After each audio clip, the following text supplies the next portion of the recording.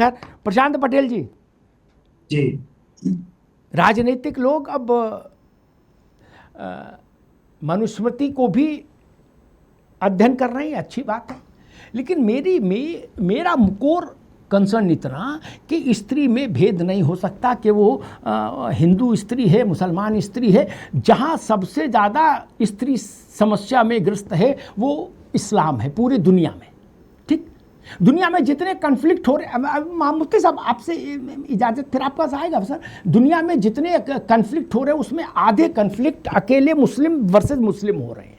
ठीक, global mapping देख लीजिए ना, 8 देश छोड़ दीजिए, बाकी सब विचित्र स्थिति में तबाही की ओर बढ़ रहे हैं, आपस में मारकाट मचाए हुए। और वहां भी तेल खत्म हो जाए 8 में तो वो भी ऐसे हो जाएंगे, सीरिया और सूडान। वहां स्त्री की क्या स्थिति है सब देख रहे हैं। अफगानिस्तान में मंडी लगती है, आज भी चौराहे पर पीटी जा रही है उससे, चमड़े के बेल्ट से। तो इस्लाम में सबसे ज्यादा मुझे लग रहा है स्त्री को बचाने और आगे बढ़ाने की जरूरत थी, लेकिन राहुल जी ने उस ओर नहीं देखा और रवि प्रताप जी कह रहे हैं उस ओर कतई नहीं देखेंगे, केवल इधर ही देखेंगे। उस ओर देखना काम बीजेपी का है। जी अमिताभ जी नमस्कार। नमस्कार भाई। देखिए, मैं उस विषय पे नहीं जाऊंगा कि मनुस्मृति में क्या लिखा है, क्योंकि मैं संविधान के अगर आधार पे बात करें, 26 जनवरी 1950 से देश का संविधान लागू हो गया और देश में जो भी चीजें होती कानून सम्मत होती हैं। लेकिन उसके साथ ही देश में 1937 से शरीयत लॉ अप्लीकेबल है।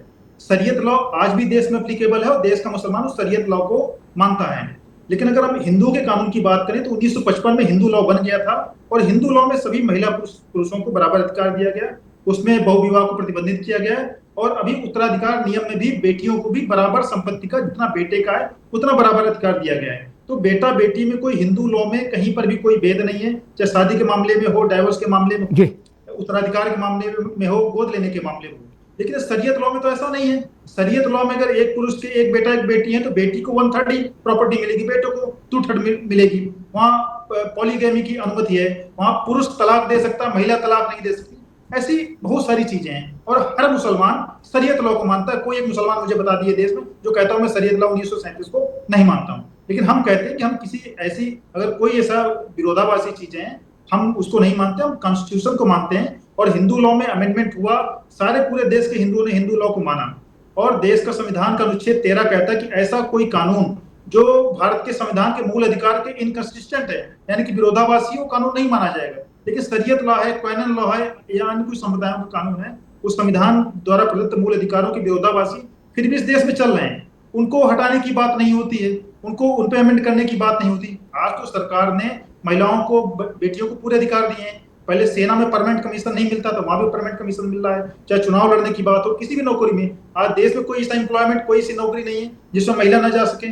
महिला चीफ जस्टिस से लेकर के राष्ट्रपति से लेकर के प्रधानमंत्री, उपराष्ट्रपति सभी बनी है, कहीं कोई उसमें भेदभाव नहीं है। फिर कौन सा पिंजड़ा तोड़ने की बात हो रही है? आज तो सब जगह महिलाएं जा रही है। और दूसरी बात आऊंगा, चूंकि राहुल गांधी ने सवाल उठाया है तो राहुल गांधी जी को पहले पिंजड़ा तो अपने परिवार में तोड़ना चाहिए। सब लोग कहते हैं, कांग्रेस कार्यकर्ता कहते हैं प्रियंका वाड्रा जी उनसे अधिक योग्य है, केवल 2 साल छोटी है। राहुल गांधी जी 33 साल की एज में 2004 में सांसद बन गए। प्रियंका वाड्रा जी को 2024 तक वेट करना पड़ा, 52 साल की एज में वो सांसद बनी। और राहुल गांधी जी 47 साल की एज में कांग्रेस के अध्यक्ष बन गए। आज प्रियंका वाड्रा जी को उत्तर प्रदेश का प्रभारी से भी हटा दिया गया। प्रियंका वाड्रा जी रायबरेली से चुनाव लड़ना चाहती, सभी लोग आप लोग जानते हैं, इनको वहां से हटा करके वायनाड भेज दिया गया, उत्तर प्रदेश उनको किनारा कर दिया गया। और उसके आगे की बात बता देता हूँ, राहुल गांधी जी का परिवार अभी पब्लिक लाइफ में है या नहीं उसमें नहीं कहता हूँ। प्रियंका वाड्रा जी के भी 2 बच्चे, एक बेटा एक बेटी है। आप मेरी बात याद रखिए कि 5 साल बाद उनका बेटा ही राजनीति में आएगा, बेटी नहीं आएगी। तो सबसे पहले अपने परिवार में अधिकार दिलाएं बच्चियों को, बेटियों को, उसके बाद बाकी देश सुधार की बात करें। हाँ, ये बात भी ठीक है। पितृसत्तात्मक समाज तो पहले वहीं से तोड़ो, मात्र सत्तात्मक करो। आचार्य जी बिल्कुल जो बात की ओर इशारा प्रशांत जी ने किया ठीक है। जब जवाहरलाल नेहरू हिंदू कोड बिल लेकर आए तो पार्लियामेंट में उसका बहुत विरोध हुआ, पार्टी के भीतर भी बहुत विरोध हुआ। लेकिन जवाहरलाल नेहरू का एक अपना कद था, तो कई बार आदमी को कद का लाभ मिलता है। उन्होंने कहा कि जवाहर पर भरोसा करो, इसको पास करो, मैं मुस्लिम कोड बिल लेकर आऊंगा, ये मैं वचन दे रहा हूं। हाउस में खड़े होकर कहा, लोगों ने कहा आप छोड़ो, नेहरू जी ने कह दिया पास करो। क्या उसके बाद से भी पलट के नहीं देखा कांग्रेस ने कभी कि मुस्लिम कोड बिल लाएं।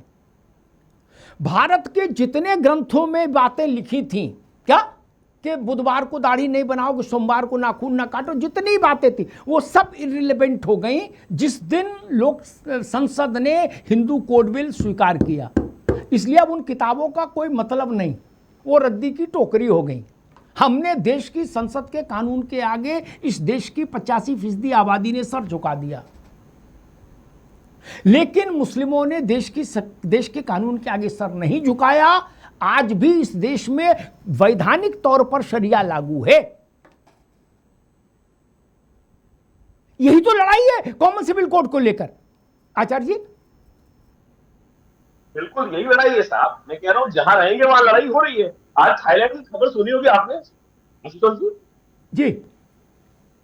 नहीं, थाईलैंड की खबर सुनी होगी। थाईलैंड के अंदर 4 डिस्ट्रिक्ट के अंदर मुसलमानों ने वहां पर लड़ाई शुरू कर दी है कि हमको अपने अनुसार से जीवन, अपनी शरीयत के अनुसार से वहां रूल्स चाहिए।